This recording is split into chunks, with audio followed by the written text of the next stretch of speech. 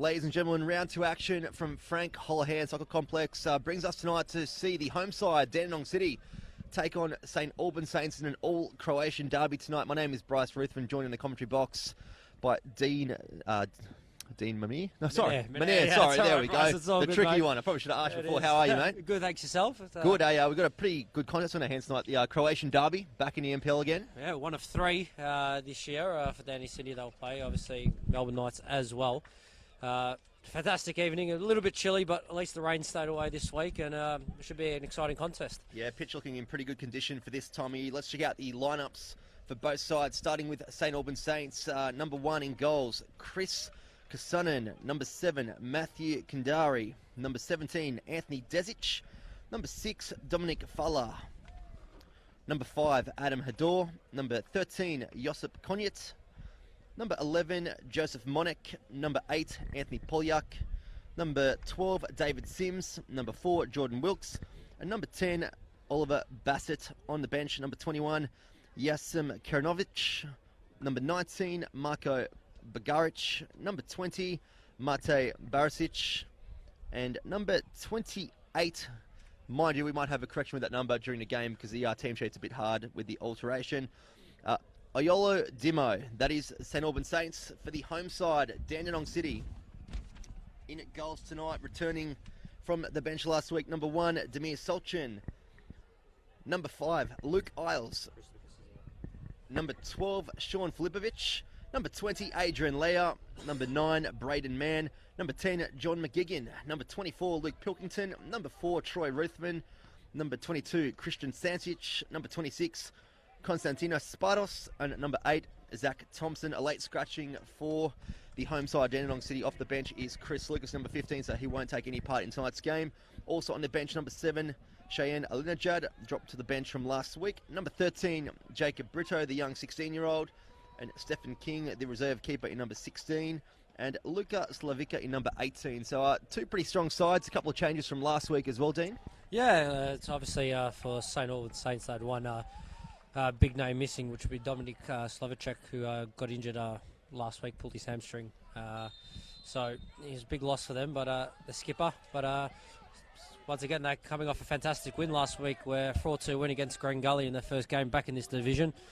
Proved a lot of people wrong, and they've done some exciting signings and talent ID, and bringing a few younger boys with a bit of experience as well from interstate. And that's exactly what it is, talent ID for St Albans this year. Back in the top flight, probably the youngest squad on paper, coming up against probably one of the most experienced in terms of Dandenong City. So a real contrast in sides tonight. And these sides played each other only 3 weeks ago in pre-season. It was a 1-0 win to the home side in Dandenong City, but pre-season form really can't be counted come round 2 of the NPL. Yeah, exactly right. You can never take results lightly in pre-season. Well, it showed St Albans last week have started off with a flyer, and they'll be coming here and expecting to go back-to-back, hopefully, for them. But yeah, once again, Dandenong City with a lot of experience at the bell, as Adrian Leah gives a smart free kick away there. And tonight's referee, Andrew Memorakis, obviously hoping to redeem himself after giving away 3 red cards last week. Yeah, the talking points. I was going to ask you about this too, because he did referee Hume City and Altona Magic last week, and some were saying online he was very card happy and a bit unreasonable. I actually haven't watched the game back, so I'm not in a position to comment, but I don't know if you've seen the game and your thoughts on that one from last week. Yeah, there's been a couple of rumours around saying that he's taken over Trigger Happy off Lockie Keevers as a nickname. Obviously, Lockie loves a bit of a card, but yeah, Andrew, I don't know, first game in the NPL this season. He had one last year, so it was his second ever NPL game. Fantastic referees, Lino in the A-League, but obviously it's different being the linesman compared to in the middle. And they've had a lot of contention over this position of the free kick, probably off the mark still, but if you're St Albans in a favourable position in your attacking half, the ball comes in. And it's cleared out by Zach Thompson, back in the starting lineup tonight after starting on the bench last weekend in a Dandenong derby, which if you did watch that, it was a 5-goal thriller. The City side losing it in the 93rd minute to who else but Brandon Barnes coming home with the winner. Yeah, the BB show. Danny Thunder bringing him back, and what a proving signing he was. Obviously, such a fantastic striker, a prolific goal scorer in this league, and he's just redeemed himself again by starting the season off well again. Yeah, Thunder also in action tonight over at Melbourne Knights Stadium, so we'll keep you across all the games here, as well as the one that are on the broadcast tonight as well. If you are watching through Facebook Live as well, thank you for joining us. Also on the YouTube platform. Get your comments coming through. Let us know who you're supporting. The men in orange tonight, or the men in navy blue. It's here's the Croatian derby. So a lot of spectators have come across from the other side of Melbourne to watch this one on a chilly Friday night as we see Ruthven just shooting the ball here. Plays it back to his centre-back in Adrian Lear. Great experience later to play out wide. So composed, isn't he, as a footballer? He's I think it's been a fantastic signing for Sasha Ovnoski to have him in this side. The big thing, too, to actually keep him around. Obviously, they lost Santalab and Carl Valeri, too. A lot of experience going out the city doors. But to keep Adrian Lear is a massive boost for this back line. But tonight, Zach Thompson playing out of position as a fellow centre-back as well. And looks like he's playing as a 6. Yeah. Luke Pilkington has dropped into centre-back. Is that Luke Pilkington? No. Yeah, they played a back 3 last week. So a bit of mucking around with the formation. Obviously, Nick Kalmar received his marching orders last week in the Dandenong derby for a challenge for the first yellow. Then 20 seconds later for descent towards the referee. So a bit of ill discipline there from Nick Kalmar. But he'll live and learn from it. He's one of the experienced boys out as well tonight. Yeah, most definitely. It just shows the quality of depth that Dandy City have. Obviously, a lot of players in this squad that have played at this level consistently. They've made some great recruiting signings over the summer window. Obviously, Troy Rovenden, Chris Lucas as well, bringing him in, and proven winners of this competition as well with the Bentley Greens. Yeah, Chris Lucas failing a fitness test last week in the warm-up, and again pulling up a bit sore during training, so best to rest him. It's only round 2, and we've got plenty more football ahead of us over the next couple of months in NPL Victoria as we see Costa Sparta starting it right back tonight. He came off the bench last week as well, had a bit of experience over in the UK, and another one of the additions to the Dandenong City squad in 2020 as we see another new signing, McGigan. Try to get the ball across, it is blocked. Ends up with Zach Thompson. Stančić listens to the calls from his coach on the sideline beneath us. And some good play from St Albans just to try and clear their lines, just trying to settle into the rhythm of the game, both teams at the moment, as we see Adrian Lear coming against Strong. He's not going to give it an inch at the back, is he? Definitely not. Obviously, this young St Albans front 3 will playing against quite a bit of experience in Luke Pilkington and Adrian Lear at the back. So we'll see what they've got to show this evening. And obviously, back in goals for Dandenong City tonight is Demir Solchin, the veteran in this competition. Proven record of this. Obviously, Stephen Kidd didn't have the best performance last week. Made a mistake for the first goal. But Demir Solchin coming back in, and it could be a great swap. As we see McGigan trying to hold the ball up here, but St Albans did well to cover that at the back, and they've got a bit of room to come through the middle here, and they do so. And just that second option here in front of us. Just not the right one this time around. They've got a lot of experience in Anthony Polyak here, and you can see they're really trying to utilise this left-hand side through Polyak. And I suppose when you've got a few youngsters like Hador around you and Bassett too, you're probably going to look for your experience first before looking for the young youth going forward. Yeah, 100%. If you've got an asset like Anthony Polyak out wide, why not use him and utilise him? See Zach Thompson dropping fairly deep in his own defensive half. Doing well. Stančić just looking to direct play and get his back line forward as we see Adrian Lear advance over the halfway. Looks for an option there and has just, on this occasion, overhit it. But that's the sort of ball that you can expect from someone like Adrian Lear. The vision there is just, you can see it from where we're standing, and hopefully on the camera too. He's all class when you go forward. There's no rushing a ball, even though he's hit that over the touchline. But it's just so composed. He's watching another game, and he's such a fantastic footballer, and I think he gives this team such more depth and knowledge. Obviously, there are a few young boys as well at Dandenong City as well that could learn off him as well. And he's really like a second coach to Sash, obviously on the sideline, because he's really the coach in the field. You hear him and he's just talking for the 92 minutes or whatever they play in each game. So it's definitely a valuable asset. As we see St Albans going all the way back to the keeper. You said before the broadcast he's made the move from Queensland as well? Yeah, I believe I was reading up on him earlier today. He was just come from the Queensland NPL, obviously making the move down here to Victoria. So obviously St Albans have been keeping their eyes open and looking for players to bring in for this season. Yeah, it is a heavy breeding ground for the NPL Queensland for Victoria, as we see McGigan winning side a foul there. McGigan just keeping this one short, going back to Adrian Lear. Plays it short to Ruthven. City happy to keep this one short. Zach Thompson forced to rush it long, but actually not a bad ball in the end, and it is offside. up along the forward line for the captain in Filipovic. So it's a pretty even start so far. And it's good to actually see a team in the night time in a bright orange kit, especially for us if you've got not the best eyes like myself wearing glasses. Most definitely. I think what else is even more equally impressive is that Emil Schulzen's a kit. The orange shorts. Yeah, I was going to say, It's very a bit random. confusing. But yeah, it's unique. So you see Pilkington clearing the lines on the far side.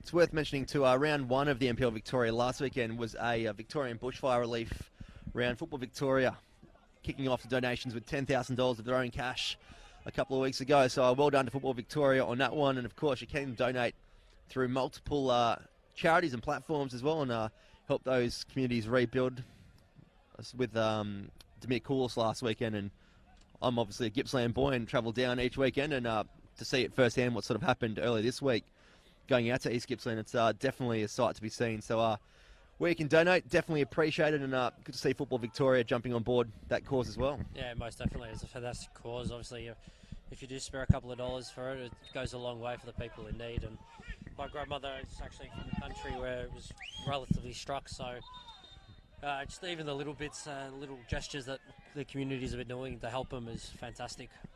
Yeah, 100%. As we see Sean Filipovic just asking a couple of questions of the referee on what's actually happening here with the free kick, but St Albans are allowed to play it on, and they go forward down their right-hand side.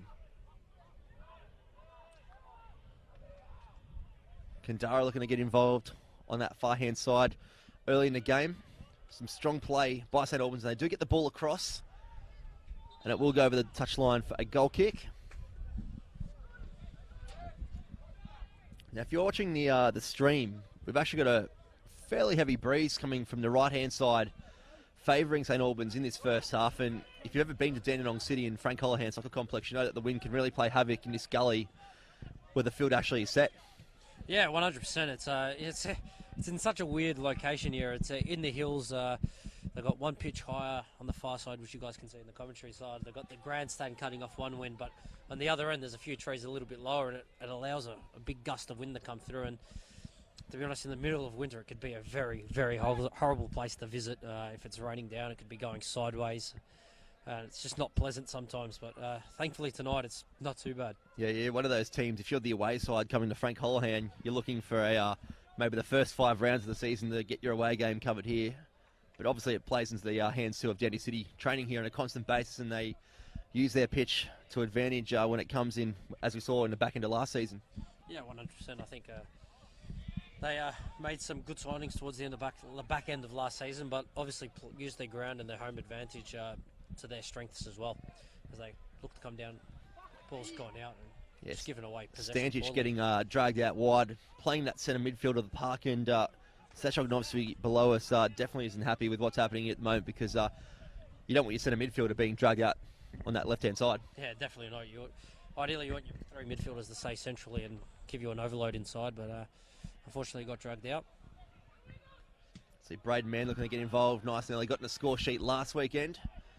Had a pretty solid performance, one of his first in many months after suffering a pretty serious injury last year and spending most of the campaign in the grandstand watching. So he was definitely pleased to be back on the park and getting on the score sheet.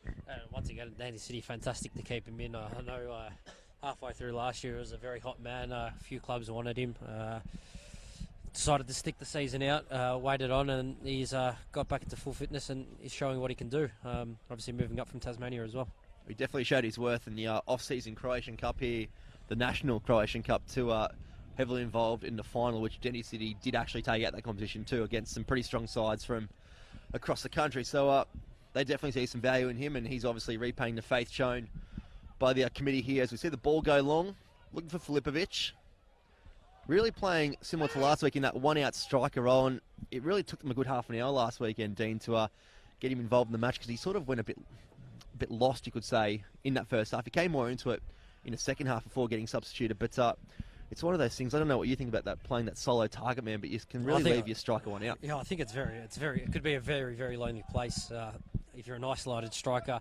Now he's moved out wide left, but if you're playing up top by yourself, it's it'd be very hard to get into the game. Obviously, long balls, if you're not coming to your feet, you've got a challenge against usually two bigger centre halves. It's never easy to get into the game, but once you get into the game, I think Sean Felivu shows what he can do. When he's on fire, he's been such a prolific goal scorer for this football club for a very long time, and hopefully he can continue to do so this year. Yeah, keep an eye on McGigan as well, sitting a lot higher in at number 10 role, more as a false 9 too. It was a common trend last week, and he was heavily involved in the first 45 minutes at George Andrews Reserve last weekend. As we see Zach Thompson just looking to play in Adrian Lee, and he's forced to go all the way back to Demir Solchin. He'll keep it short to Luke Pilkington.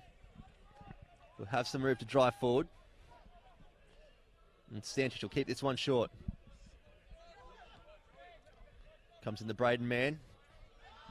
Bit of a loose touch there for Ruthen, but it doesn't have a negative effect. Just ends up back in the probably one rough patch of grass here on Frank Holohan's soccer complex. It looks like they've just relayed that patch, dug up a big hole and just stuck a brand new batch of new grass. And it's like they've come from St Kilda Beach this afternoon. Half and half, yeah. It's a fantastic day here in Melbourne, so wouldn't surprise me if they did. Adrian Lea looking for the ball over top for Braden Mann. You can see there, St Albans Saints are very, very, very organised, doing a fantastic job defensively, and they've got into their block nice and early, and forcing really the only ball in is the one over the top, which they've dealt with so far. They had a great result last weekend. Not many expected them to get the 3 points, even at home against a very strong Green Gully side from last year. But speaking of their performance last week, was there anything that surprised you? Because I'll admit I was a bit surprised by Green Gully's performance. I thought it's not really what we're used to seeing with Gully in previous seasons. Yeah, definitely. It's Churchill Reserve's no easy place to go. I've been there a few times in my playing, Craig. It suits St Albans. It's small, it's compact, and they do a job on it. A mistake by the goalkeeper, it's come straight through. It looks like he's had a bit of a head injury. Spot on, and he actually has remained down injured here, and the medical staff for St Albans Saints will come out and check on their young goalkeeper, Kassenin.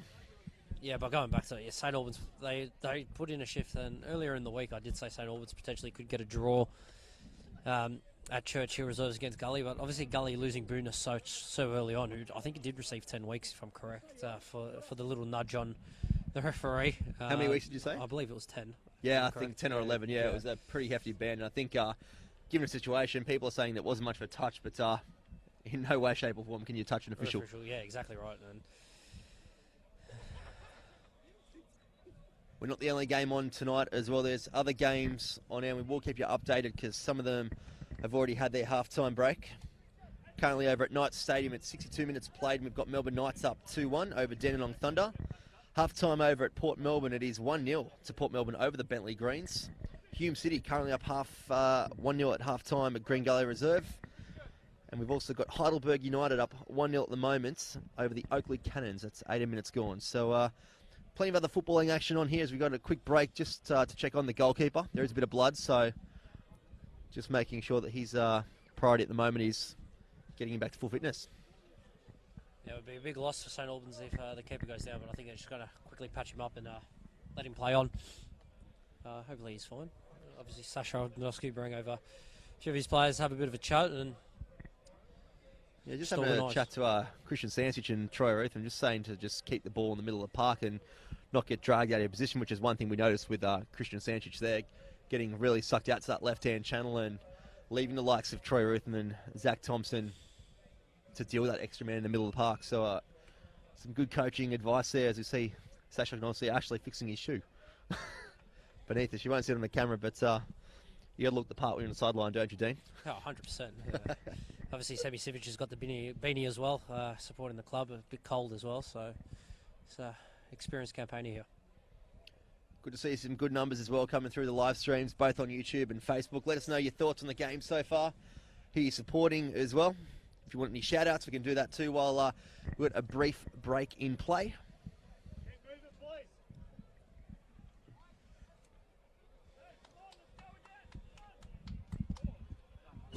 Hopefully for Chris Cassetti, he's back on his feet now, so things looking on the more positive side for him. We did hear a report from the medical staff that there was a bit of blood, so they were just trying to clean it up before recommencing play here at Frank Holohan.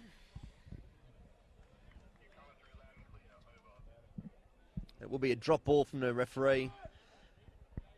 And it's one of those situations with the new drop ball rule, you're supposed to leave it for one of the sides, and that's up to the discretion of the referee. But both sides here are trying to work out what to do, and it looks as though St Albans are going to just go long.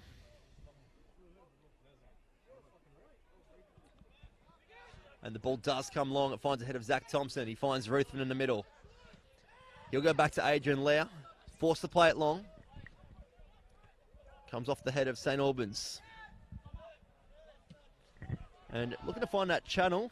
Looking for Anthony Poliak. Just can't quite find that pass on this occasion. And Braden Mann does very well to keep it in. Works in well with Ruthven.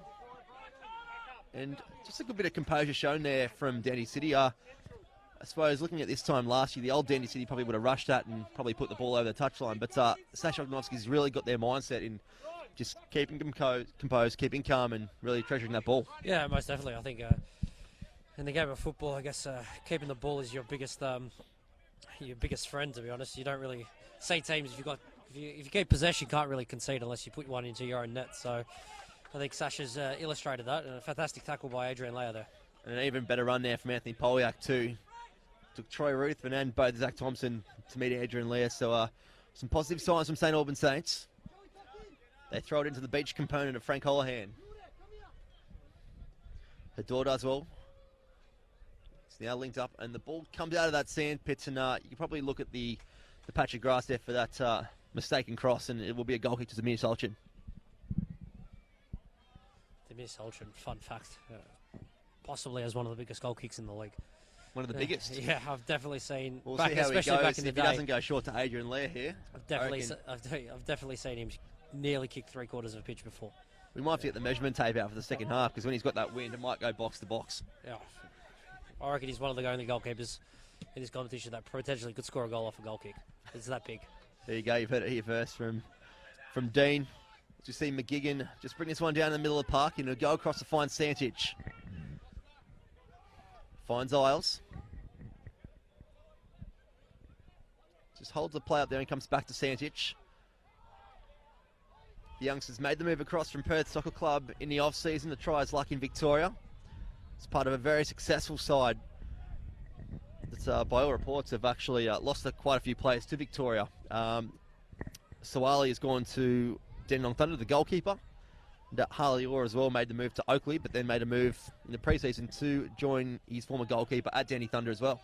There you go, and Perth has been known for bringing in quite a few players here into the NPL Victoria that have completed and have done extremely well. Obviously, big name is Alex Canigula. Obviously, a WA boy has moved over and he's made his mark here in Football Victoria. Obviously, now at Bentley Greens. Obviously, did his hamstring last week. I just wish him a speedy recovery. But yeah, Perth does breed some good talent as well.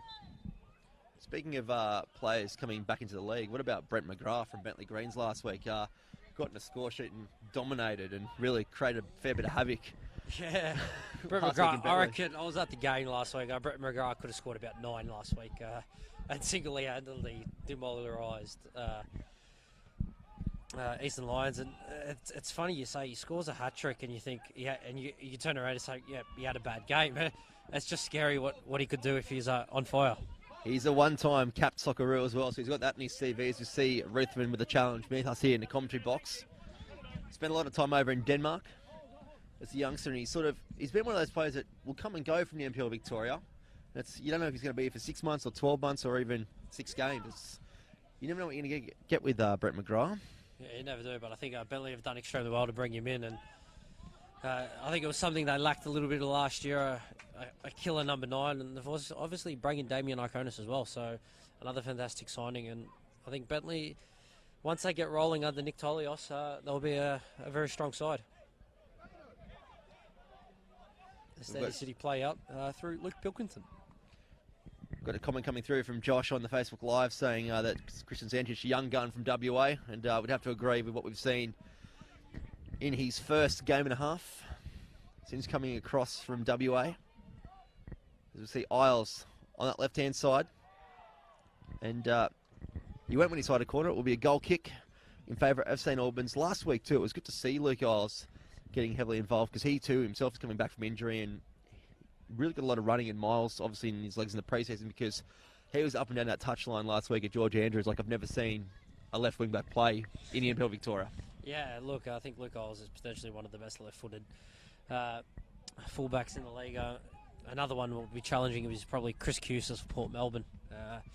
Chris loves to go forward and he's got a fantastic delivery on him as well. So I think both very similar. Luke Isles a bit more solid and gives you a bit more of a presence. I think you could play Luke Isles as a centre-half as well, where Chris Cusas is more just a fullback or a winger. You've got to remember too at the moment with Dandenong City, a few outs. Lee McCormick, he's out at the moment, injured as well. Not sure when he'll return. Fairly serious injury he's carrying at the moment to Steven Topalovic, the big towering centre-back.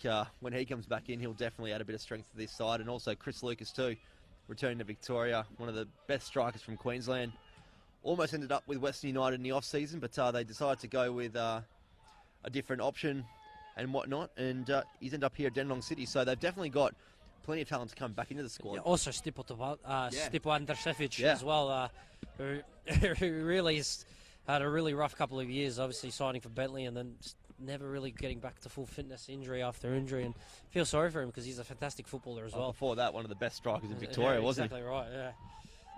You see Ruthven put a little ball in, but no one on the end of that pass there for Dandy City.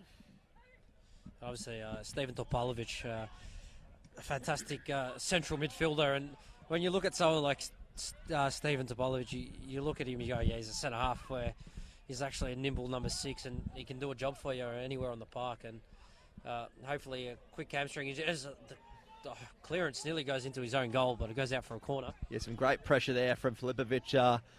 Real half options turned into a positive outcome for Dandenong City, and St Albans, they're one of those teams that they haven't been in the NPL for a couple of years in the top flight, but they've actually retained 7 boys from 2017 when they were last in the NPL. So they're definitely a club that like to hold on to their own, and as you can see, a lot of youngsters coming up through the younger grades and the youth team as well. So trying to do the right things. Yeah, definitely. I think St Albans have realised that if you play kids week in, week out, they'll eventually do your job, and it's proven wonders. Obviously, last week, fantastic win.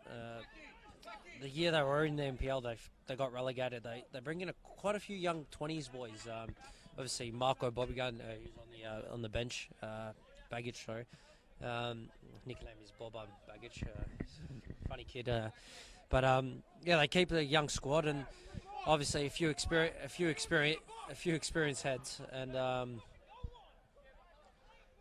as we see a bit of arguments. Dandy City, particularly Luke Pilkington, named vice captain during the week for Dandy City, and Adrian Lair literally claiming that St Albans have claimed 30 metres on that free kick, and I think they've probably taken about 5 metres, so they've probably got a significant gain there, as the foul was given away near the 6-yard box.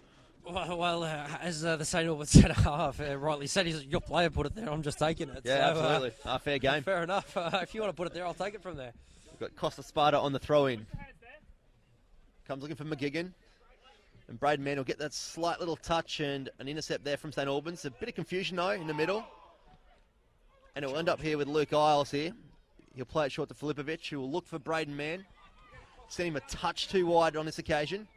Does want to get a ball across, and the goalkeeper does want to collect that and with an early release to Oliver Bassett. And they've got Adam Hador in front of him, and the 2 youngsters, they really stand out to me from our vantage point as being significantly younger than their opponents tonight. Yeah, 100%. I think, no offence to Oliver Bassett, he looks like a 16-year-old. It's a bit of a men against boys situation, really. That's putting it politely. Just the way he's built, his facial and manual structures. He looks young, but he's doing a fantastic job out there at the moment, picking up the ball now nice and deep and looking to play. And Kit does him a bit of a favour as well. Reminds me a bit of Massimo Madoka and Matty Mackay in the old Brisbane Raw days when they were together. The real lean build, and puts his body around and uses his speed to his advantage. As we see a ball come across here, Saltram drops it short to Spartak. He does a nice little touch around the outside here. He's now really out of options, so has to go himself, and he does so. And he's going to take it out over the sideline, and he's undone. That ball. Okay, that ball out. did get called out eventually. I was going to say it was definitely out, and we're not VAR qualified, but I can tell you now that was definitely out from our vantage point. The liner realised he made a mistake, put his hand up, but I think the first thing you notice about Costa here is his boots are about 4 years old. Actually, you're spot on there. It's like an old Instagram Bye's gone and done there. But yeah, fair play. He's undone all his hard work. The boots did some good bit of work there, but that last little touch, he'd run out of options, and the option was to go over the sideline, unfortunately, for Costa. You see the ball come back to St Albans goalkeeper Chris Kassenen. Seems to have pulled up all right after that little injury scare about 10-15 minutes ago. And no great significant chances as far as this game, and I think that's come down to both teams' discipline. Defensively, both teams have done a job, and they've come out with a game plan, and they're going to stick to it. And obviously, you did say a couple of weeks ago it was 1-0 to Dandy City, and to be honest, I reckon the game could finish like that again today. And it's one of those things too, when you play a team in pre-season, you play them again 3 weeks into the season, you guys kind of have a fair idea. There's not really any secrets in the NPL Victoria and who's playing where with all the live streaming and that, but I suppose when you play each other so soon, you're going to have some sort of idea of your opponent. Yeah, definitely. Obviously, here in Football Victoria, with the games all being live streamed, you don't have any Marge Gabriel. Oh, early shot by Polyak. He has an attempt from about 40 yards out and worth a shot because Demir Sultan was outside his 18-yard box. Audacious, but if it comes off, it comes off. We've definitely made the round 2 highlights of real Football Victoria, that's for sure. As you see, Zach Thompson coming to collect this one short. He brings in his centre midfield pairing of Troy Ruthven. He's forced to play it back to Luke Pilkington. He's got a bit of space to work with here. Goes short to Luke Isles. Back to Pilkington. And look at the organisation and the discipline from St Albans.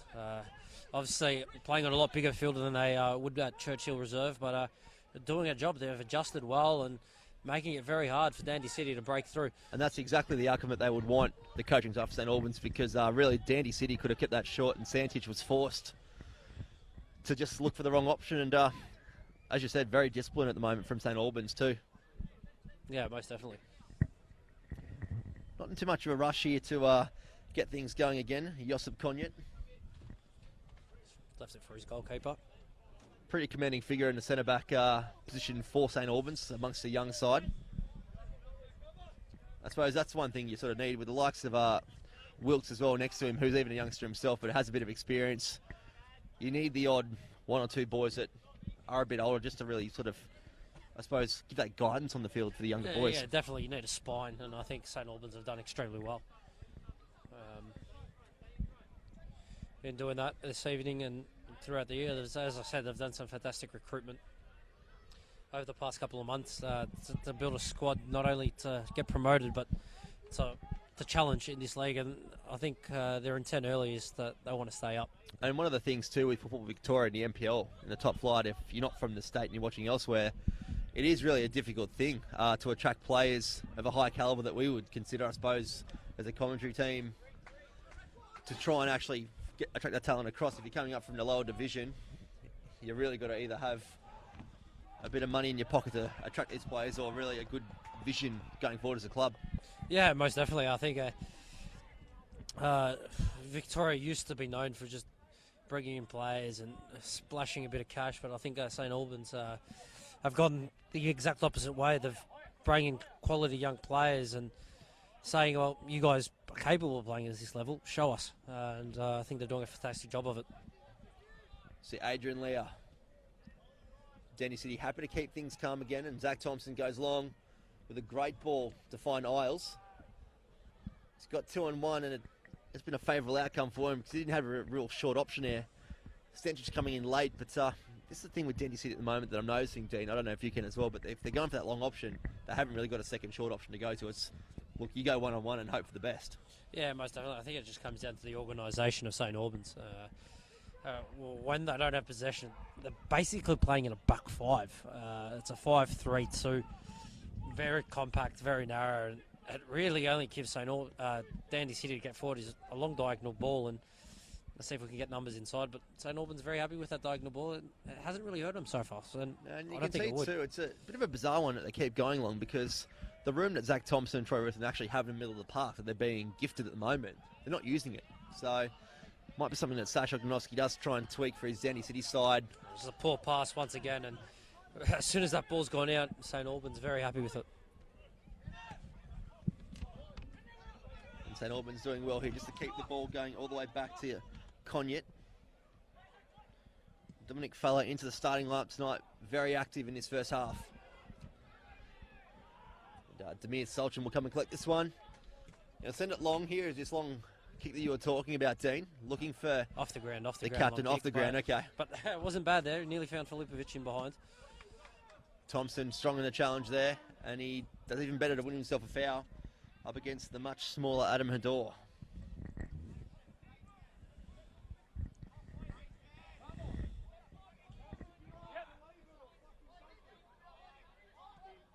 Adrian Lair gets short to Luke Pilkington. Tandy Thunder have brought it back to 2-2. There we go. Sounds like a hell of a game over at Knight Stadium. Paul Cool, the former Warragul United boy from State 1, has scored in his in the NPL this evening. See Stančić forced off, and I can tell you what, the Dandenong City coaching staff beneath this aren't all that pleased at all at the moment with what they're seeing in front of them, because they're really taking the wrong option on more than one occasion. And the Bentley Greens have just scored as well to make it 1-1 at Port Melbourne. There you go, plenty of other games on this weekend tonight, particularly as well. We'll keep you updated on all those as the scores come to hand to us. You see Adrian Lee on the ball. He's got plenty of room to go forward. Just looks to slow it down now. And happy to keep the ball, and he'll come across to Ruthven, who's come out wide. Plays in the Stančić, goes back to Lau. Bit of forward pressure here from St Albans. Once again, very organised. Very compressed too, which is literally 25 yards between them.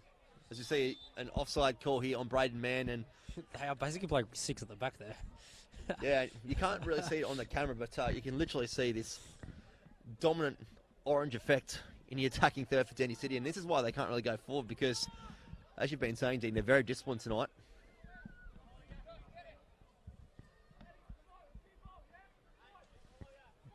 It's good to hear St Albans really encouraging each other on here with this defensive display, because at the moment it's holding them in good stead. Yeah, definitely. I think defence, attack scores wins your games, but I think defence wins your leagues and titles. So got Joseph Monek down just beneath us here. He just caught the ball in the face, and the referee will just take a quick look at him just to see how he goes. Also, just a fun update. No red cards this evening so far. No. In all games, in all the games across Victoria, where last week it was nearly every game minus bar 2 had a red card in it. So I think the referees have learnt from last week and holding it back. I think Turner Magic's coach, Goran Lozanovsky, he might have wished that this performance was coming from the referee last week. Yeah. Let alone that's round ones in the past. Yeah, exactly. You never know. The red cards, other than the simulation, the first half came in the second half. So never know with Andrew. He might have something at half time, might have a bad Travapi roll or something, and might change his mood.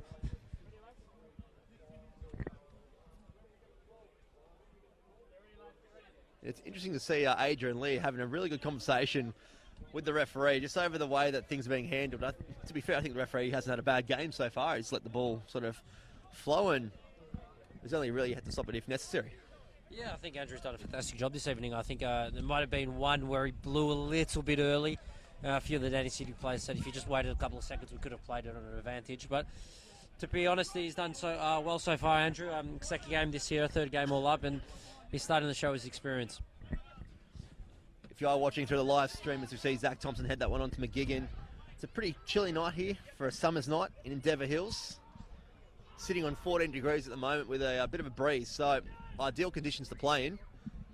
To stand here and commentate, it's a little bit chilly, but we'll survive as we see the ball go long, looking for Polyak. Good interception there by Adrian Lau. And you might have just heard there from Sasha Ogdanovsky, just trying to encourage his wing back in Luke Isles to get a lot higher up the park and really take advantage of that space, because if you can really drag your defenders back, you don't have the midfield for your centre midfield pairing, as we've seen here. Zach Thompson putting a ball long, looking for McGigan. He's being collected. A follow-up shot, and the referee's going to say that challenge on McGigan was fine. It was probably a fair one. He did play the ball. Yeah, it was a 50-50 keeper. Did all right. Did all right. I think it was a fair challenge. The keeper potentially wasn't happy with himself. He thought he could do a lot stronger, and fair play. And the St Albans coaching staff really encouraging their young boys on, because they're really holding themselves in good stead here. If you're not aware of Football Victoria and the background of some of these clubs tonight is an all-Croatian derby. 2 of the 3 Croatian clubs, the other obviously being Melbourne Knights as well. So it's always good when the 2 clubs of the Croatian background come together. It's always a little bit more spice in these games, Dean. Yeah, 100%. It's Dinamo v Hajduk. Obviously, if you know your European football, Hajduk Split and Dinamo Zagreb, obviously based around those 2 clubs. So, yeah, once again, a fantastic crowd this evening as well. And to be honest, Dandy City do have one of the best canteens in the league and offer a fantastic range of Croatian food. Had a great pork belly roll walking down from the clubhouse to the grandstand, so I can vouch on that one too. As Dean has just said, as we see St Albans looking to keep this one short. They'll come central and are forced to go back to Fella. Good bit of possession here from St Albans at the moment. Find David Sims and he goes to ground and it will be a foul. Unnecessary by Sean Filipovic, in my opinion, but Dandy City can get back and get organised, and an opportunity for St Albans to throw the big boys up top. Some would say if you're a Dandy City supporter, it was a smart foul in a good position. We can hear Demir South at the back barking orders that he's basically 11 players in front of him just to tighten things up and wake up. He's not too happy, I can tell you now. Sasha Ognovsky hasn't been too happy the last couple of minutes, and really getting the ears of his players to effectively wake up, in a polite way of putting it. See Oliver Bassett dropping deep for this one. He sends it long, hitting the penalty spot, and Ruthven tries to win that one, but does come off. Wilkes wins that. Jordan Wilkes at the centre-back. Come up high, and Ruthven asking for a foul there. Just a 50-50 challenge. As we see Adrian Lear come short to Troy Ruthven. He's got some room to move forward here. And he'll cut back. And with the cut back too, has taken a bit of time off himself there. And it's gone back to Adrian Lear, who's played a smart ball and some good work there from Zach Thompson. This is probably the first time St Albans were a little bit disorganised there, and Dandy City didn't really take advantage of it. See Stančić just turn the ball over. Can't win out in that follow-through challenge. He goes out wide to Bassett. He stayed out in a wide position. And you might be able to notice on the broadcast if you're watching too, but the big gap that we've got in the middle of the park from both sides. When St Albans really spread that ball wide, they're really actually sucking Dandy City out of the middle of the park. So you see Anthony Pollack with a great run. He'll have a strike from distance, and not enough action on that one there. And Anthony Pollack creating a few issues here for Dandenong City. Yeah, definitely. Such quality in Anthony Pollack. Very audacious effort, but I guess if you don't buy a ticket, you're never going to win the raffle. Right, Bryce? Absolutely. His second attempt for the night. We'll see Troy Ruthven go forward. Sparta looking for the option in front. He'll go down the line. You'll find McGigan, who's shoved off the ball, but just not strong enough on that occasion, deemed by the assistant referee. Yeah, his name, Aristo. Sacklery, the referee, fantastic call there.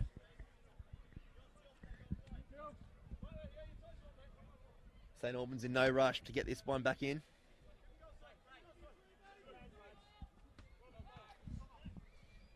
You might have seen the graphic moments ago. All the shots are really coming from St Albans at the moment as we see some strong challenges, and Troy Ruthven will earn himself a yellow ticket for the late challenge there. St Albans players not too happy on that occasion. It was probably a late challenge on that one. Yeah, look, very late, but referee took control of it, and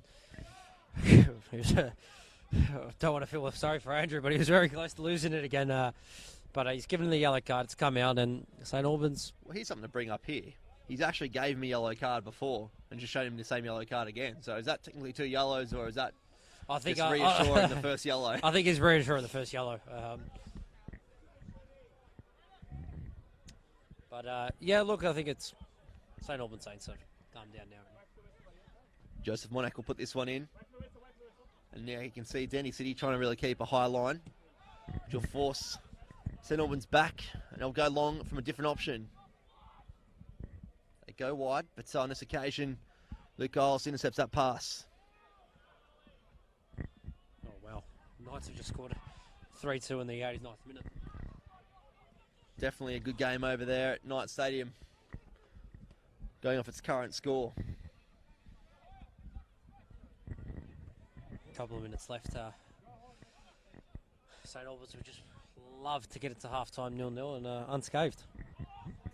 Well, the way it's looking, they might actually achieve that with only a few minutes left plus stoppage time. See Filipovic just holding it up, and on this occasion, a loose touch puts it over the sideline, and Sasha Ogdanovsky below us just drops his head. It's a bit of a frustrating one for him at the moment because they've got the talent on the park. They can't use injury as an excuse, and they're just not really bringing it to the plate at the moment. Yeah, most definitely. I think Dandenong City have found it very, very hard and very difficult to break down St Albans at the moment, and it goes full credit to St Albans. And potentially a free kick there that wasn't given, but Pilkington will drive forward. Yeah, referee waves that away, and Braden Mann flicks it on to Sparta. Does well to stay on his feet, and the ball comes across, and he overhits it with no option at the back post there. And Filipovic will try and do some defensive duties. Can't win out.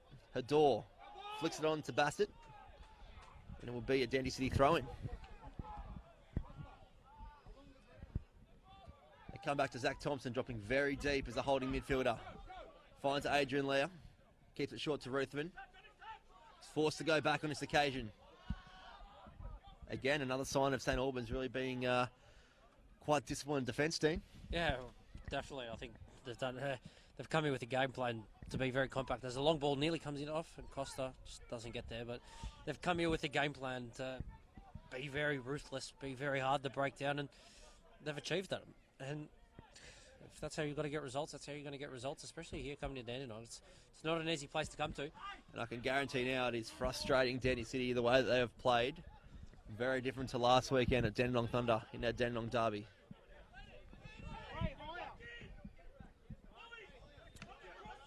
I think both players here looking to accept that half-time's around the corner and going to the sheds at 0 all the way it's looking so far. So the ball come in, Christian Sancic can't get this one in. Looks like we're going to have 3 minutes of added time as well. There we go. Sure is. Spot on. So you do see 3 minutes raised by the fourth official, St Albans. Keeping it short, Polyak just flicking it back. Conyett comes short to Falla. Comes back to Wilkes. And Falla really getting involved heavily in his first 45 minutes. A fantastic bit of play here by St Absolutely. Albans. It's probably the best bit of possession they had, but giving it away, and Dandenong City can break. Filipovic. He'll hold this up on the left-hand side. He'll come central to Stancic. Had Ruthven on his right shoulder, ignores the option. Filipovic again, he'll put a ball across to find Braden Mann. Yeah, and that is the first goal of the evening in stoppage time of the first half. And really against the run of play, Dean, that was not expected. No, it definitely wasn't. And a fantastic play by Sean Filipovic, but if you're St Albans, you'll be fuming. He had 4 players around Filipovic, and he's managed to keep possession and break 3. And fantastic cross, and man in the right place at the right time, and he's buried that very convincingly. And St Albans now have got a challenge on him. And I was just going to say to you then, before that bit of play, that if you were the two coaches, I reckon St Albans definitely be the happier of the two. But like I didn't make a fool of myself, because Sasha Ogdanovsky's looking at the sky singing, thank God we've got something out of this first half, because they've had a lot of possession, but they just haven't really been persistent with what they've been doing. Yeah, most definitely. I think the one time St Albans gave away stupid possession and they got done on the counter, and I think it was a fantastic play by St Albans, by Dandenong City. Very poor by St Albans. They've been so disciplined for about 45 minutes basically, and the last 3 minutes or last couple of minutes of the half, they've just given it away, and it was very poor from them. And that can always happen with a young side too, trying to remain as disciplined as they have been, as we see Sparta head it short, and Adrian Leo will help him out and send it long. Happy to clear the lines. Wilkes can't really clear his lines as well as he would have liked, and St Albans still trying to move the ball around even at this late stage of the first half. They'll go long again. And Sparta will find Braden Mann, the goal scorer. Dandenong City really don't want half time to come. They've found a bit of life, and they're starting to put a bit of pressure on St Albans. Zach Thompson goes long, hoping to put Braden Mann in. And I suppose what a return to football for Braden Mann. He's got a goal in his first 2 games, and that'll really be good for his confidence going forward into this second half.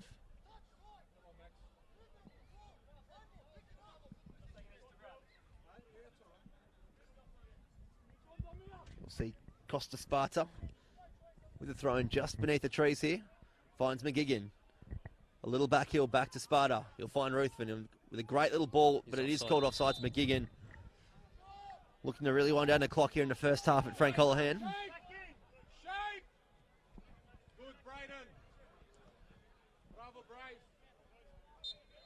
And that will be the half-time break here at Frank Holohan Soccer Complex.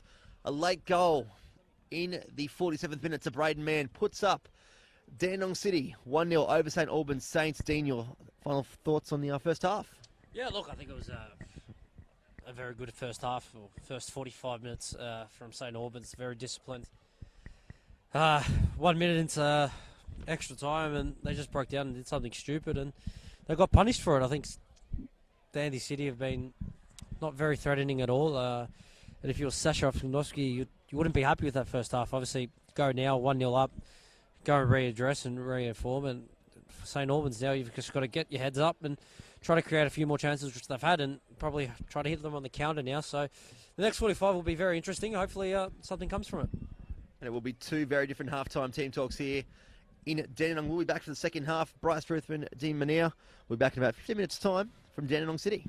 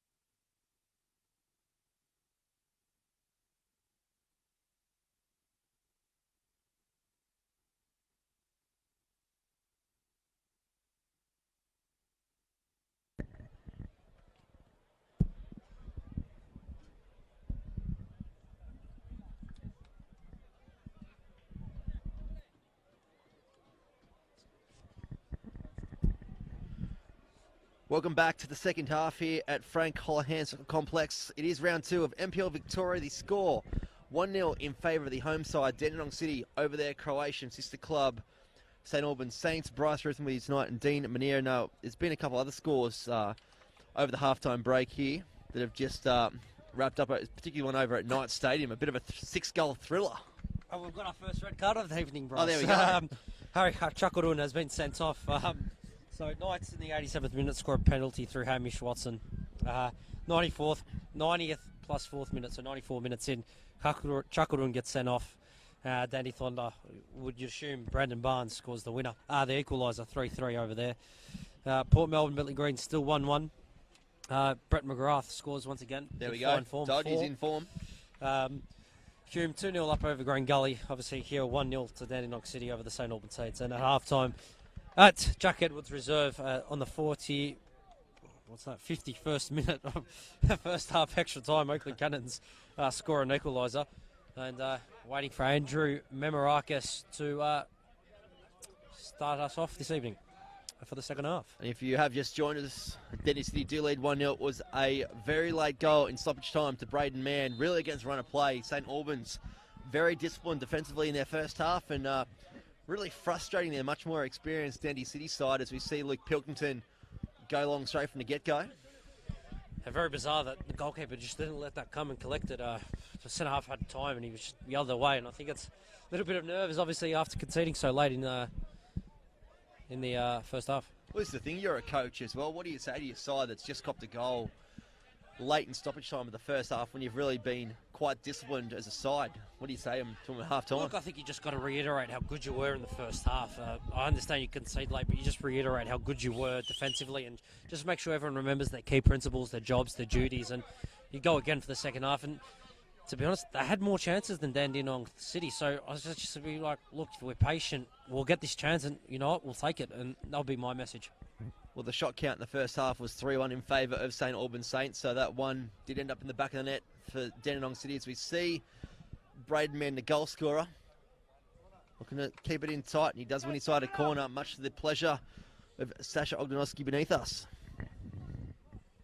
Good opportunity here for Dandenong City, potentially go 2-0.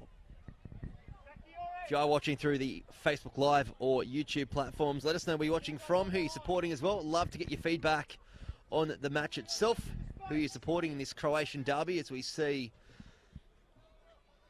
appears to be McGigan putting this one to back post, looking for Ruthven, puts his head into a touch situation, goes to ground, and St Albans have a mini break here. It is intercepted by Filipovic, and Ruthven finds the hands of a player in a great position here, and Troy Ruthven has to be very careful because he's already on a yellow card, and he doesn't want to get involved in any afters because you know where that could end up. Especially with Andrew refereeing this evening.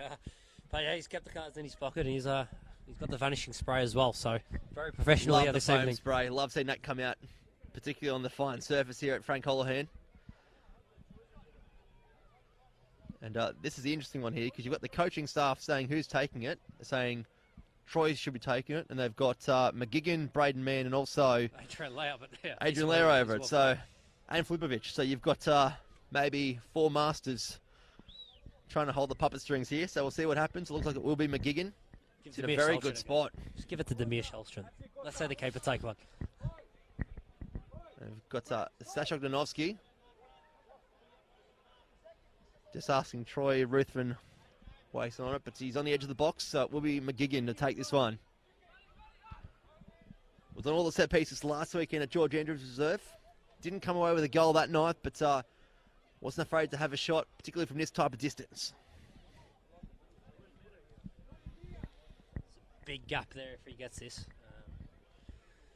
Yeah, young Chris Kostanen has really left his goals open here for St Albans. He's got a lot of confidence in this very small wall.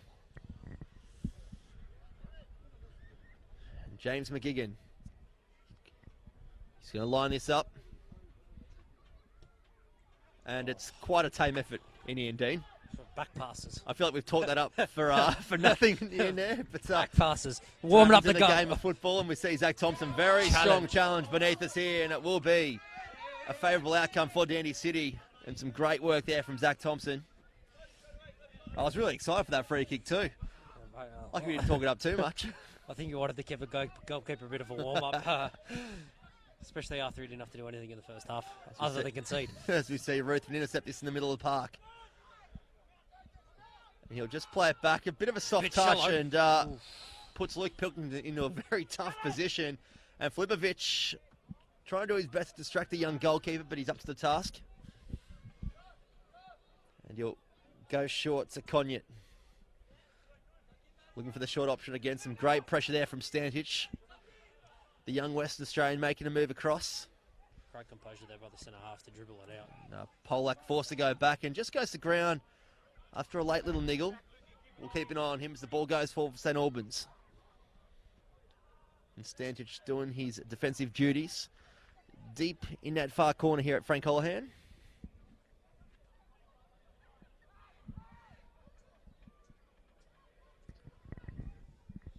Polyak seems to recover all right to receive that ball from the throw-in. Comes back to Fella. Goes out wide.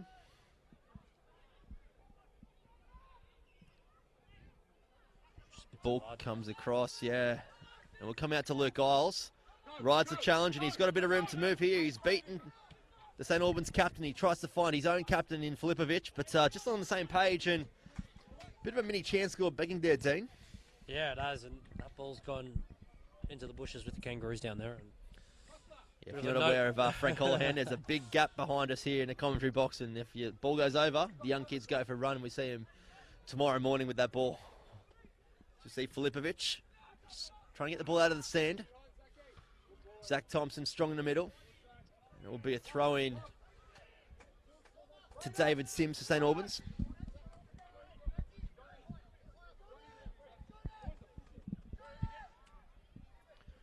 You can really sense then that the half-time chat from Sash Ognanovsky really did include some work on their defensive side, because they seem a lot more structured, basically what we did see from St Albans in the first 45. Yeah, 100%. I think they're organising a bit more of a press now and putting St Albans a bit of under pressure. And obviously if you try to win that ball a little bit higher up the park, they don't have as much time to organise defensively.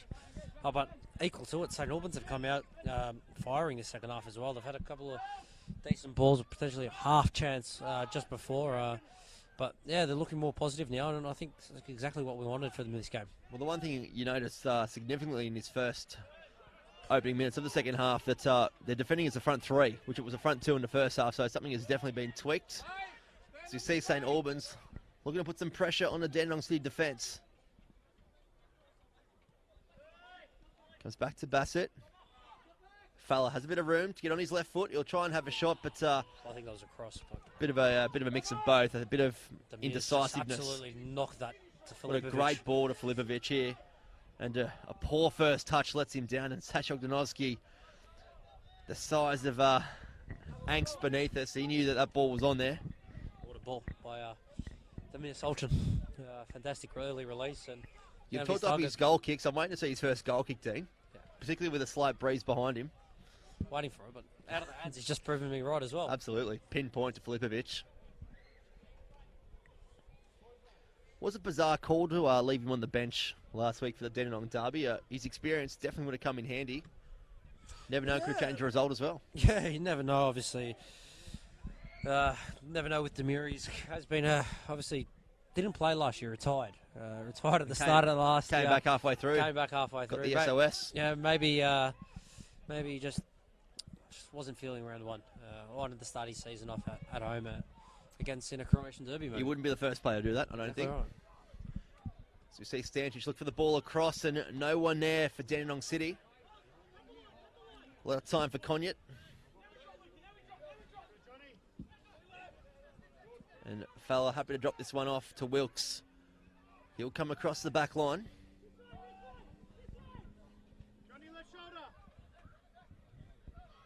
And Wilkes again. Just looking for a short option. He hasn't really got one, so he's going to be forced to go back all the way to Cotterson.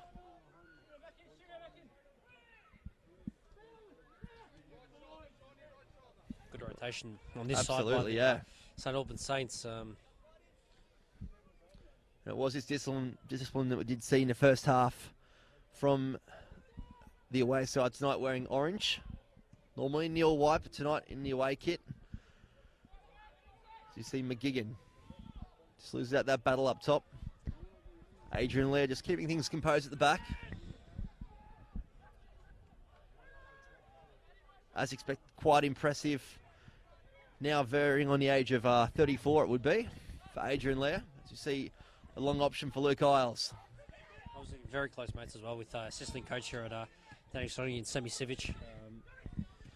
Been close friends for a very long time. Obviously Lee Broxham as well and Christian Sarkis as well. So there's a group of them that are very close. You did see Melbourne victory in action with the Asian Champions League during the week. No Australian side getting 3 points on their road trip. As you see Luke Pilkington going wide, the former Melbourne victory player himself, putting this one over the goal line. But speaking of a former Melbourne victory coach, Jan Postecoglou, did you see his side's performance, Yokohama Marinos against Sydney FC? They were just absolutely dominating on the other evening. Yeah, 100%. I think Sydney were pretty much given a lesson in how to play football. I'm a big Sydney fan, but we got played off the park. That's what I'm going to say. Yeah, look, I think Ange did a fantastic job.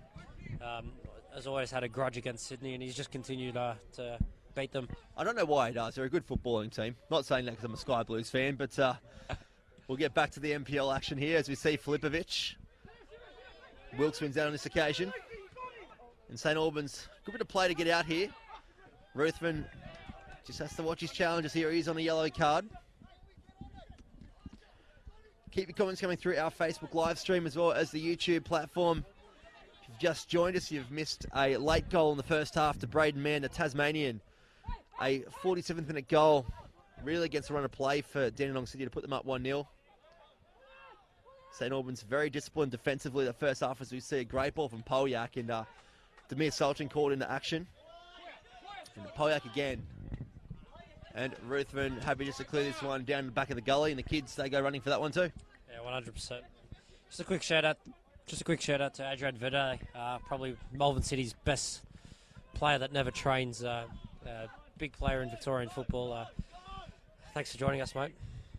Always happy to give a shout out on the NPL Victoria live stream if you are joining us. Let us know where you're watching from, who you're supporting. See St Albans here, put the ball across and intercepted crucially by Zach Thompson on the edge of the 6-yard box. Very dangerous ball in there, Dean. Yeah, it was, and I think we've run out of... Oh, no, there's a ball on the far side. Actually, I was going to say, you're probably not wrong. That's the third ball to go over. There's another one.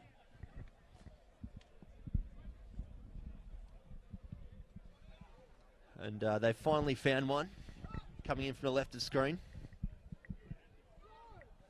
Great opportunity, and St Albans have started this half just the way they would want to, and we've got a fantastic opportunity. So you can see the referee just trying to sort out something in the box there. Everything seems A-OK to go on and continue. The ball comes in to the back post, and Demir Sultan spills it, and it will go out, luckily for a goal kick for Demir. Yeah, here he goes. Does he go long? And here he goes. He's going to go long. Here we are. Oh, no. Oh, mate. Commentator's curse. Oh, he shanked it. Put that one politely. I was waiting for the longest goal kick of the league. There's a strong challenge from McGigan. That is definitely a yellow card, that one there. Right in the centre of the park there. A late challenge from McGigan.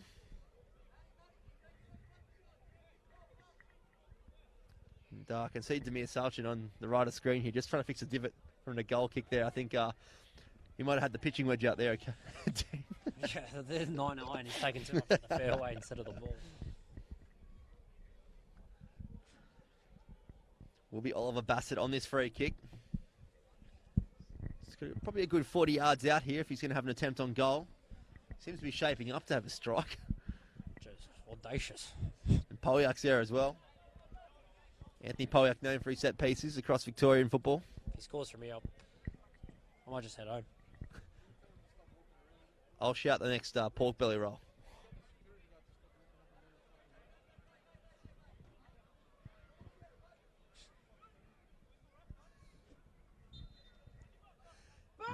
Polyak will have a strike on goal and really tipped at the last second there, and Demir Sultan up to the task. Shot on target.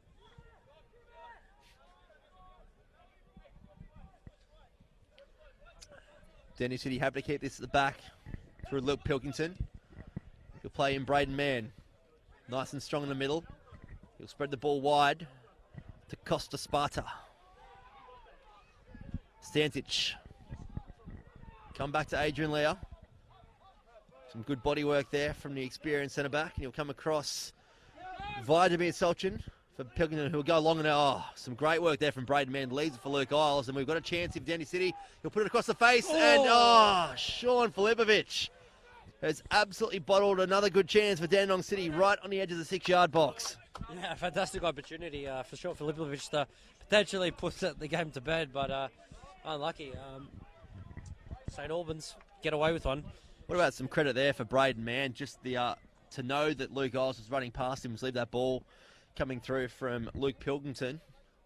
Yeah, 100%. Braden Mann's been fantastic tonight, and he's just proven such a good player, and it's just shown that the reason he's been brought up from Tasmania a couple of years ago. Just a quick update as well. Oakley Cannons have scored early in the second half to make it 2-1. You see Braden Mann again, nice and strong in the challenges. Some great leadership there from Adrian Lau, demanding that ball. Zach Thompson. Bit of aerial ping pong at the moment here. Finally got it on the deck, and it does come back to Wilkes. He'll come across to Josip Konjet.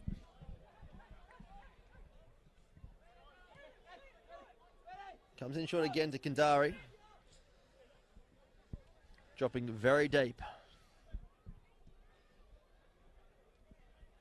It's good to see, even though they are chasing the game, St Albans too, really trying to keep that structure that they did show even going forward in the first half. Yeah, 100%. I think if you're organised, you can not only win games, but you can also stay in them. And I think that's what they're trying to do. And look, they've got some fantastic rotations at the moment through their midfield and their fullbacks. And it's worked so far this start of this half, and hopefully it can continue to work. Here we go. It's take two. He's sending him up. Here we go. Dean Munir's prediction of the longest goal kick in NPL Victoria from Demir Solchin. Here's one of the longest run-ups as well. Look at this. He shanked the first one. Let's see how he goes with this one. And yeah, that's definitely up there. No, good call, Dean. I owe you that one. As we see Bassett outdone by Adrian Lear. A significant height difference between those two. And a short little touch from Kandari takes this one over the sideline. Can he go further? That's the question, Dean. Back in the day, with the goal kick. I reckon he could. When the Hammies were stronger and younger? Yeah, when he was a bit younger. I think when he didn't have a year off football. But yeah, look, you never know. It was the first long one he's hit all night, and it's come off perfectly. So it's just a test the tension of the hammy, you could say. As we see Luke Isles found out on the left-hand side. Braden Mann gets the second ball. Can be forced to go back. Goes all the way to the holding midfielder in Zach Thompson. Comes short to Ruthven. They're working well together. And a good little touch there from Luke Isles, but Braden Mann and McGigan not on the same page. Braden Mann a bit apologetic, and so he should be, because I think that was definitely the right ball there from Luke Isles. Yeah, that was a fantastic ball by Luke Isles. The ball on just the left awareness fullback. to even put that in there. Fantastic, but well, we go again, and Sash still motivating the Dandy City boys. Well, I think you can really sense that they're starting to get on top of this game, and there is a second goal in it for them. They're getting plenty of chances, and St Albans, even though they're staying structured, sometimes there is that sign of panic. Well, to be honest, I think St Albans, they've come out this second half not as deep as well. Polyak staying a little bit higher, and I think they've got they're taking a bit of a risk. And St Albans bench definitely not happy with what's happening for the men in orange at the moment. As you see Demir Solchin wearing the fluoro orange shorts tonight. Comes short to Luke Pilkington. He finds Isles. He'll go back. Finds Pilkington. He comes across to Thompson. Finds Christian Santic, who plays in Adrian Lau. Sparta finds McGigan, goes for a first-time pass. It's cut off at left back. And St Albans have a chance to go forward here. A slight touch through, and it will be called back from the referee. Probably the right call there, Dean. Yeah, definitely. He tried to say if there was an advantage. There wasn't, and he's done a great call there by Andrew Memorakis, and he stopped play to have a bit of a chat, and they've started. Even though he's blown. Oh, wow. I think Josip Konjup actually just ignored the whistle. Oh, wow. And just went for it. And he's let it He go. just let it go. Yeah. Fair enough. So Jordan Wilkes. Coming across the Fella. And Fella's cops a late touch. Luke Isles giving away a positional free kick. Gives a chance for St Albans just to reset themselves again. Dandy City dropping everyone behind the ball. We did say in the first half these two sides did play only 3 weeks ago in pre-season in a Croatian Cup game, and it was a 1-0 win to Dandenong City in quite a tight affair. So see if it's a similar result tonight as the ball comes in. Off the head of Zach Thompson and Demir Solchin. Forced to catch it. An early release again for McGigan. Bit of an odd decision, that one. He only had himself up top and 3 defenders to beat. So maybe looking to rush things here unnecessarily. You never know if it comes off, it comes off. Could be coach's instructions, but... Well, he's definitely looking for it majority of the time. Yeah. So could be an instruction as we see Luke Isles in plenty of space here beneath us in the commentary position. Goes Kandari, finds Ruth and works in the well with the 1-2. He'll have room to get a shot, and there was a challenge and a spill from the young keeper, Braden Mann, and it's offside on this occasion to Sean Filipovic. Yeah, well, He came off very lucky. A second goal in 2 games, and fantastic strike, but goalkeeper should have done better in my opinion. Very lucky on this occasion for Chris Kasenin.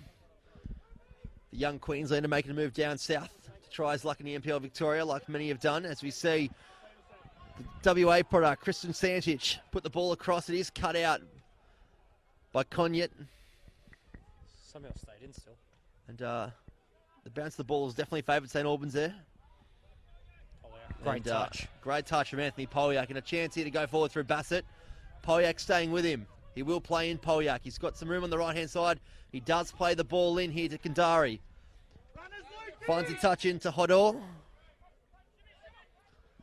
Plays him in again. He'll try and get the ball across, and it's intercepted by Pilkington. A strong challenge from the young player from Hodor. Braden Mann trying to be too pretty at the back. The ball comes across. Stančić forced to get a ball out. Doesn't happen. Polyak keeps it there. Bassett will have a strike. And it is a strike and a great save from Demir Solchin down to his right-hand side. One for the cameras, but yeah, fantastic strike by Bassett, and what an opportunity for St Albans. And they're starting to get back into this game, slowly but slowly. I know it's a common theme, but I think this game definitely needs a goal, I should say, even though it is 1-0 in favour of the home side. Another goal from either side will really open this game right up and bring it back to life. It's hit a bit of a dull patch, but that moment there from St Albans has definitely woken things up. Ball comes in. Solchin gets a punch on that one. The ball comes across and easily cleared out, this time by Zach Thompson. Great first touch. Pilkington clearing that one there.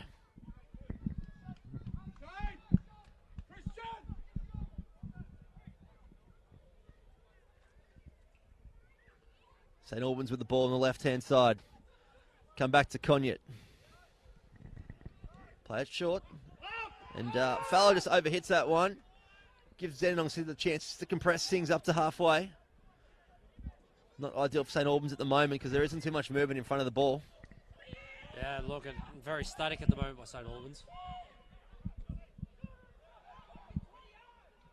And there's a lot of emotion now coming out of the St Albans boys, getting frustrated at themselves with not picking the right option. And I suppose if you're the coaching staff for St Albans, I want to throw in though. Not what you want to see from your young players.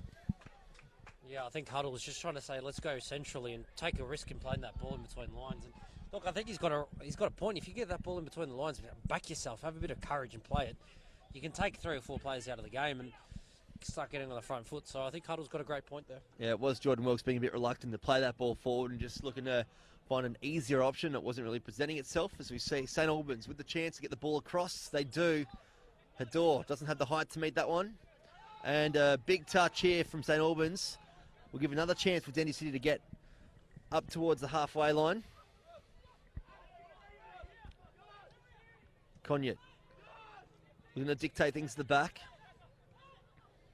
Desic. We're going to get more involved. And Zach Thompson has to be careful here. He might earn himself a yellow card for that challenge. The referee... It was a little bit late, but I think Bennett State makes the most of it. But fair play to him.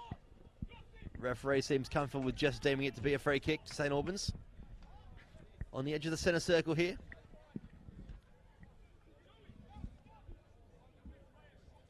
Just over 70 minutes played at Frank Holohan Soccer Complex. We've already had a 6-goal thriller over at Knights Stadium between Melbourne Knights and Dandenong Thunder. A late goal and a send-off to Harry Chakarun as well. Correct, yeah. First red card of the evening and for the round.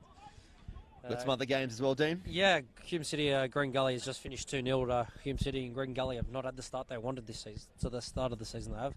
Oakley Cannon's still 2-1 versus Heidelberg and obviously 1-0 still here. Ball cleared by Ruthven. Only as far as the 18-yard line. And Adrian Lee will send this one up over the halfway into the night sky. And McGigan with a helpful touch to push that ball on. And it does go long from Coruscant. Adrian Lear plays that one on to Santich. And it's starting to look a bit like both sides are really looking for a new option that's been very repetitive in the way that they've both been going forward. Yeah, most definitely, I think. They're starting to go a lot more direct, both teams, but I think, chance there by Bennett. But yeah, look, I think both teams are slowly still in this game. I think Dandenong City know they need to get another one to kill it off. Well, Costa Sparta has just gone to ground and he has been very quiet in his second half. And a yellow card as well. He'll do well to win his side a free kick and a yellow card for his opponent. Looks to be Dominic Feller who received that yellow card.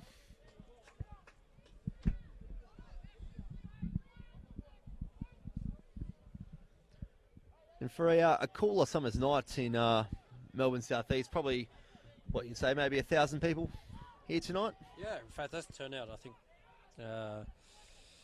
First home game of the season? Yeah, especially first home game of the season. I think if Knights weren't playing as well, there might have been a few more. But, yeah, fantastic turnout today. And I'm sure that everyone's enjoyed a nice chavapi roll or a pork crackling roll or a Kransky.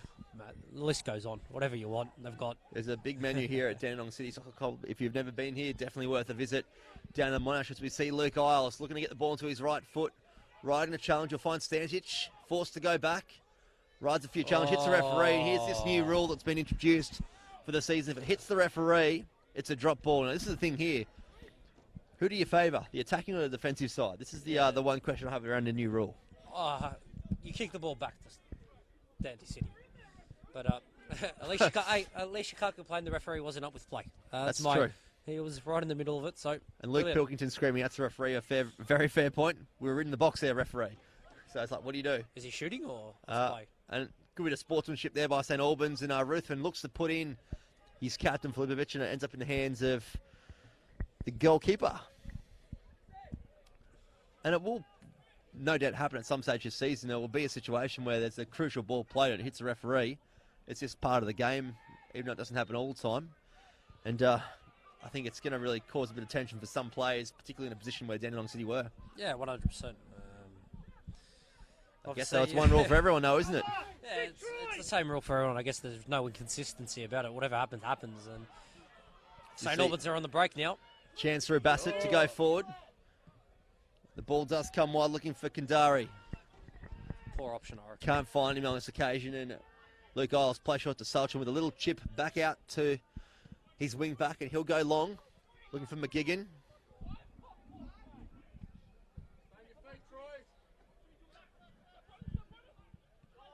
Comes back to Bassett. And a poor option there, yeah. Very poor option from St Albans. 3 minutes by Bassett, but... And Costa Sparta has a chance to go forward here. He creeps over the halfway line. And again, like Oliver, Bassett takes the wrong option with that final pass. Polyak, great first touch. Great bit of strength as well. Polyak absolutely showing his experience there. No. And you can hear Demon there. It was definitely on the right-hand side. And the St Albans fans on the hill there could see it as well. Clear as day, but the referees judged to have called it up, and it does come out, hit this side eventually. Comes back to Bassett. This time keeps it short. Finds his target and it comes wide. And a strong challenge from Zach Thompson. He's done a fantastic job tonight, Zach Thompson, playing as centre midfielder. He's done a shift, hasn't he? He's definitely looking to keep his starting spot after being put on the bench last week for the Dandenong Derby. He was a crucial part of the promotion run home, or whatever, promotion run home, the staying up in the top flight from last season. So he was a great addition.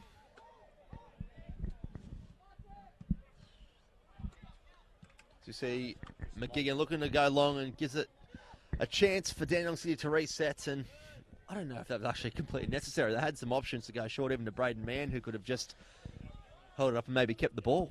Yeah, 100%. I think it was more of a just send it and we'll just regroup and get a breath and let him come again. But St Albans a fantastic bit of spell the last couple of minutes for him, and they're getting on the front foot now at the moment. I think St Albans have been the better side the last 10 minutes.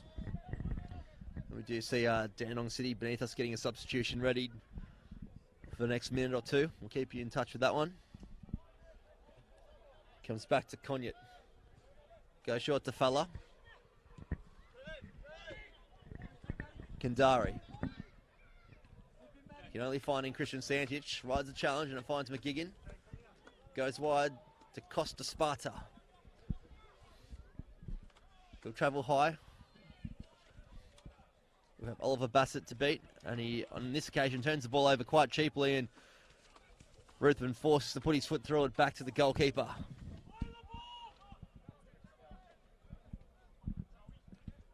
St Albans too, also readying a substitution beneath us. Yeah, it looks like Barisic is going to come on. And he's going to come on for Kundari as well, it looks like. And showing a Linajad too for Dandenong City being ready to come on. Presumably for Costa Sparta at right back, I would suggest. I think we've got the substitutions wrong. 20.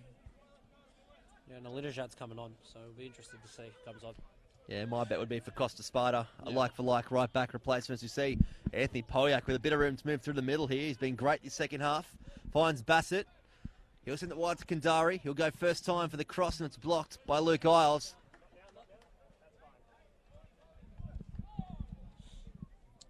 And it will be a St Albans corner. In their rush to take this one.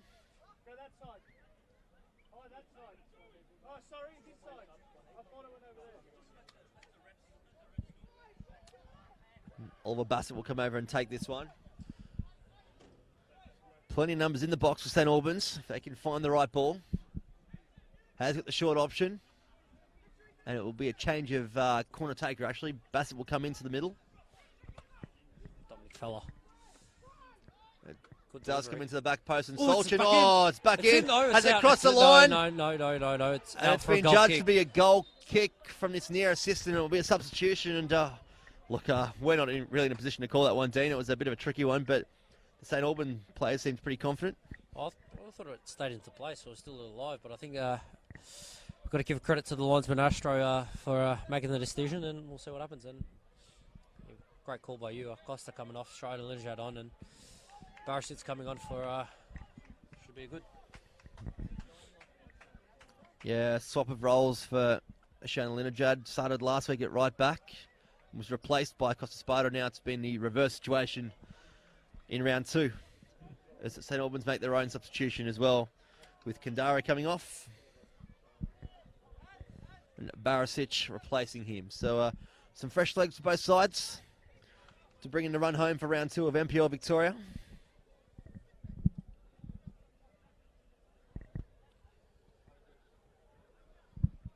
And Demir Solchin will be on this goal kick.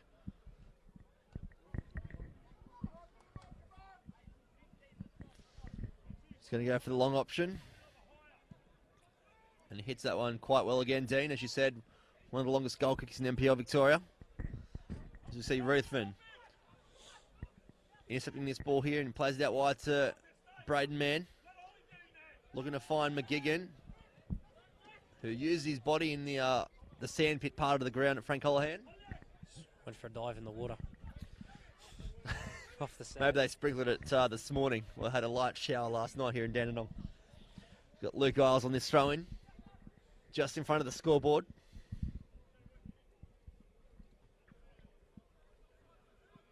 Plays in McGigan.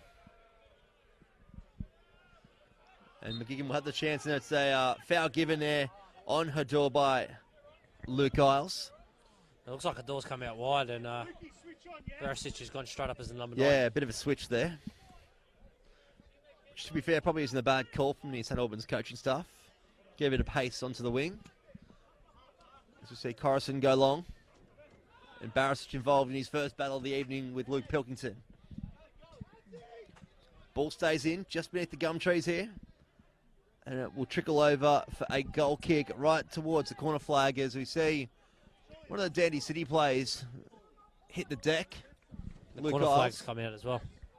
He's actually hit the corner flag. Yeah, the corner flag came out, and yeah, security guard's putting it back in now. He's had a busy night, the security guard.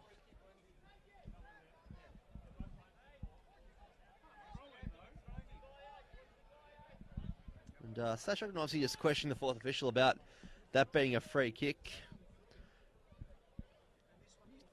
Do have to be very careful with the corner flags. We actually did see a situation last year in NPL Victoria with Harry Noon from Heidelberg. Yep. With a horrific injury to his leg that kept him out Look, for a couple of here we weeks. go. He had a chance. Assist. Wow. Told you. You called it. He's got the long kick, Dean. That is a weapon. It's a very handy tool to have in a goalkeeper shed. Oh. As we see Corrison there just miss-hit the punch of the football. Linajad plays in Zach Thompson. Heavy challenge, but he has recovered from that one and gets to his feet. And Filipovic going one out. And as we see McGigan coming through the centre, Braden Mann now helping out. To Linajad. He sends it across with a great ball for Filipovic. He'll have a strike and it hits the stomach of Jordan Wilkes. Calls for handballs. I think it's just hit him straight smack in the abs.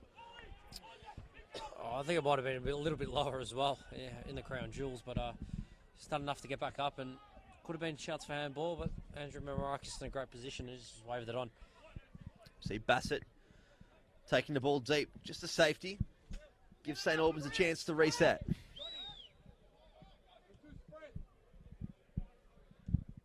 See Linajad getting sucked up high on that right-hand side for Dandenong City. Forcing them back, and now he's out of position, so they do go to his right back roll. Tries to shield off the St Albans player and can only do so in form of a corner. Yeah, great opportunity once again for St Albans. Last corner created a great opportunity. Here we go. Obviously Barisic on this corner as well, so a little bit more height and a bit of tall timber to aim for.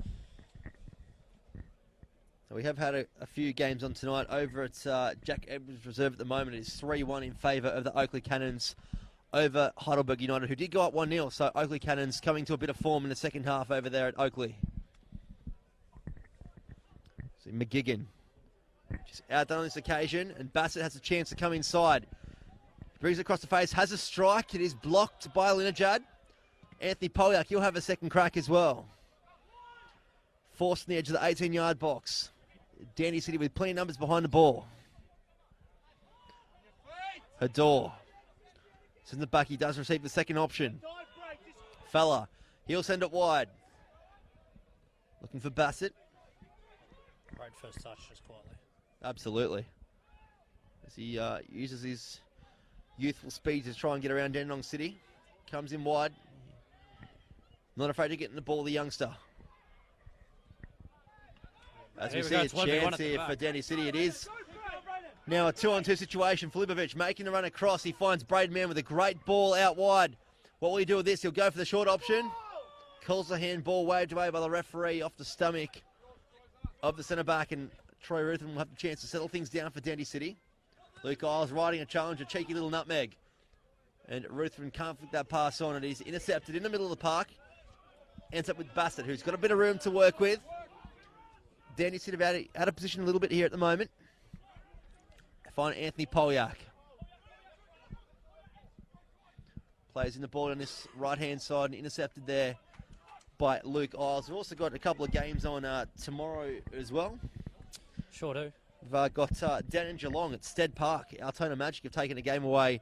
They're going to be playing that one at 6 o'clock against Avondale FC, which will be an interesting contest considering the way Avondale went last week, dropping 3 points and also starting the season 2, -3 on the fixture as we see. Oh, my With God! one hell of a strike, the youngster, Adam Hador with the volley.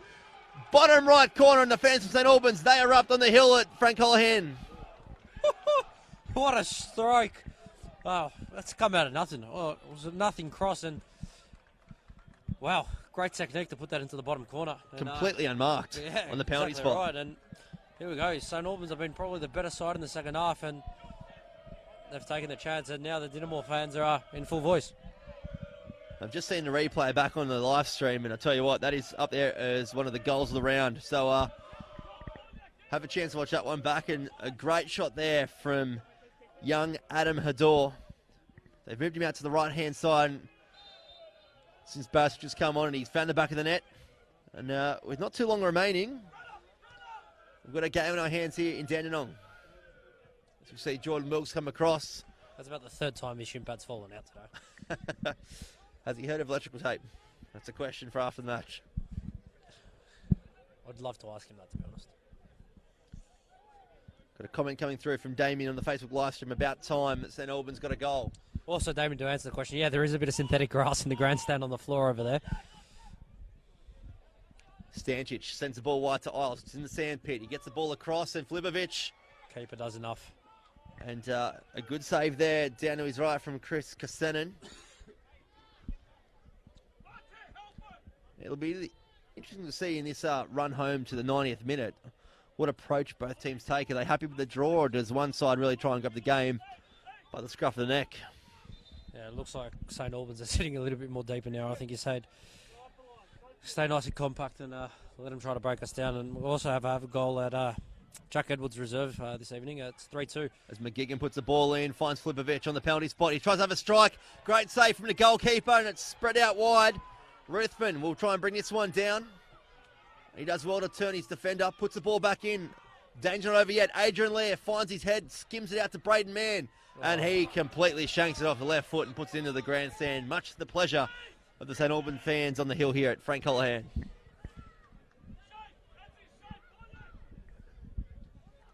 Chance score begging there, Dean. Bit of forward pressure for Denny City, and just lacking a little bit of composure on the end product. Yeah, 100%. I think a little bit of communication was needed there to tell him he had a bit of time. And he had acres, to be honest. So, oh well, go again, and St Albans survive. We go again, and Barisic and Pilkington in a battle. Braden Mann, he joins on the action too, and Jordan Wilkes. Happy just to clear this one long.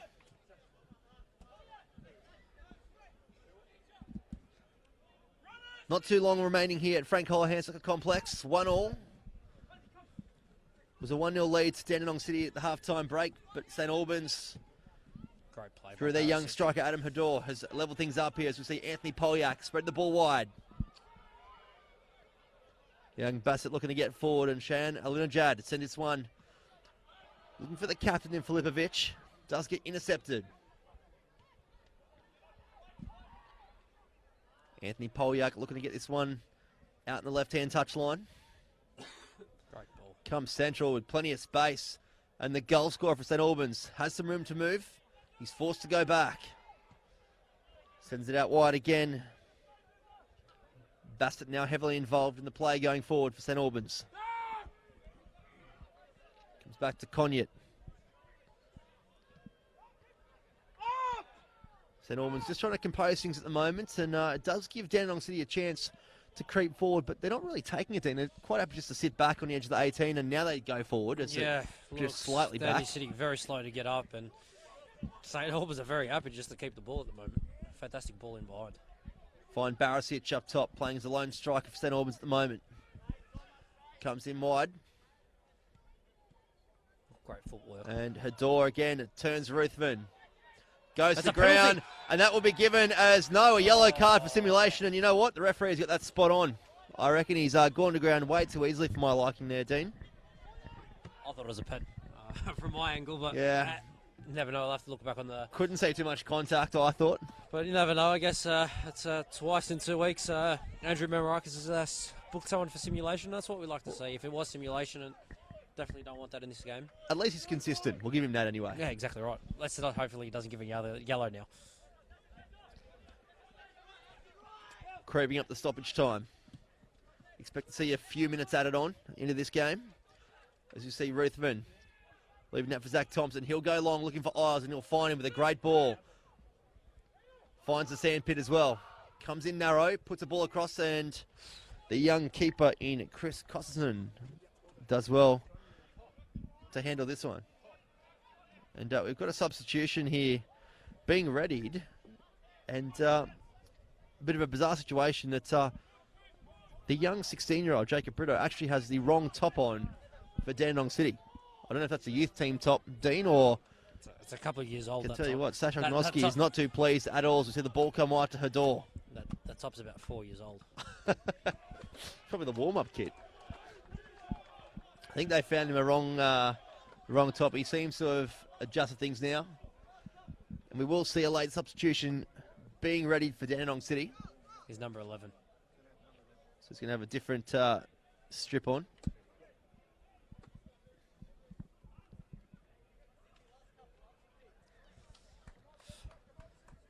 St Albans in no rush to take this corner. Comical. Comical that was. Reminds me of the old Asian Champions League game with Brisbane Roar back in the day, where the tape was falling off the bucket. QE2 Stadium as the ball comes in. He's got a bit of time here. Comes to Bassett. He's got room to shoot. And he'll have a strike. Oh, Damir Sulchin. Great save down to his left-hand side. And that was a goal from our angle here. Yep. Fantastic save by Damir Solshan down to his bottom left. Went through bodies. He's done well. Played 90 minutes. The fourth official working with the substitutions. The ball comes in. Damir Sulchin punches that off. It'll be a first-time strike. Not over yet. Braden Mann does clear the danger. Alina Judd puts the head off that one. Hador keeps that one short. Bassett. You can see as the rounds come through, it was a great ball there from Bassett to find Hador. Oh, He is no. called offside on this occasion, but you can see those two going forward and getting more top-flight games under the belt. They're going to be very dangerous for St Albans. Yeah, 100%. I think it's been fantastic. They've been very, very good this evening, and I think St Albans have made some great signings so far this season. So you see Jacob Brito coming on, replacing the WA product in Christian Sancic. Had a good shift again tonight in his second game in NPL Victoria. Another young fella for another young fella. Jacob Brito, 16 years of old, promoted from the under-16s team here at Dandenong City, and got about 20 minutes under his belt last week in the Danny Derby, and looked very impressive for a youngster. So look forward to seeing him develop over the season. Did he have the right top on last week? He did have the right top on, I can confirm that, from the get-go. So say St Albans just looking to get things out of danger, and Anthony Polyak, he'll get a big touch on this one, and if he can keep it in, which he won't, he would have done very well there.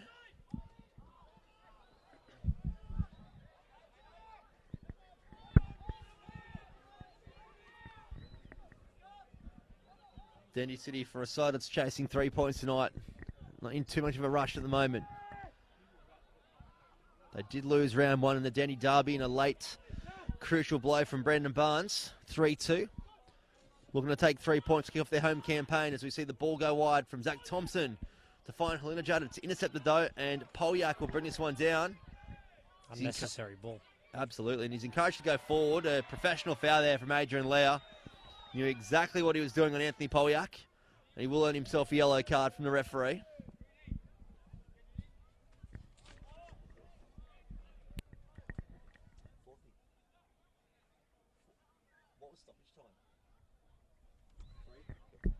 We've got 3 minutes of stoppage time as well, so into that at the moment. Didn't see the board go up just quietly. Yeah, he's in the middle of substitution. Yeah. So, Unprofessional. been a busy man at the 90th minute mark. Ball goes long from St Albans. Finds ahead of Pilkington. McGigan, he'll send this one long. Can only find Hador, the goal scorer for St Albans. Stuck in a corner, goes for a little chip. Really the only option. And that will end the game here at Frank Holohan Soccer Complex. Does end 1-1. And not the way we would like it to end, but I suppose if you're a St Albans fan, you're going home with a point in the road. And Dandy City, you've got your first point for the season as well. Yeah, most definitely. I think St Albans were potentially the better of the two sides. Very organised, created quite a few chances as well. And look, I think Dandy City have got a lot of things to work on. For the players they have on the squad, you definitely wouldn't expect them to be in the position they are. One out of 6 potential points. So look, they go back to the training ground this week and hopefully turn it around next week. But look, St Albans will be very happy with that result, especially going 1-0 down at half time. And look, they can bounce back at home next week, I believe. St Albans are. So look, good performance from them this evening. It's 2 great performances in 2 weeks, and they've stated their intent this season and that they want to be here next year. Yes, and Albans at home next week against Melbourne Knights in another Croatian derby on Sunday at Churchill Reserve. And Dandenong City, they travel up to ABD Stadium next Saturday evening at 8 o'clock to take on Hume City. So it doesn't get easier for Dandenong City or St Albans as well. Hope you've enjoyed our company tonight here for round 2 of NPL Victoria action. My name is Bryce Ruthven, joined by Dean Manier. We'll catch you again next weekend for NPL Victoria.